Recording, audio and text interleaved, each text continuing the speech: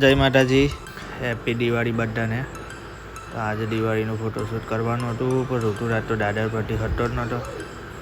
હવે એને હટાવવા માટે બધું બહુ કર્યું, પણ મેળ ના પડ્યો. કંઈ નહીં, એની હાથે જ પછી પાડી લીધા ફોટા. મસ્ત ફટાકડો ફૂટ્યો અને ઋતુરાજની ફાઈટી. ઋતુ તો ઉપર ચાલવા બાજ્યો. હવે કરશે ને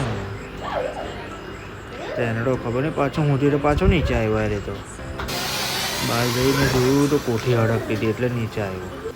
આ કોઠી હળગાવતા હતા અને પછી તારામંડળ હાથમાં લઈ લીધા, 2 વર્ષ જૂના. તારામંડળ તો બોડે હળગે બંધ થઈ જાય એવું થયા કરતું હતું કે આ પાછું એક તો ટ્રાય ચાલુ જ છે 1 કલાક પછી. તો હવે જોઈએ કેટલી વાર લાગે. હે હળગી ગયો લા, હળગી ગયો. એ ભગવાન, ફાઇનલી હળગી ગયો ખરો.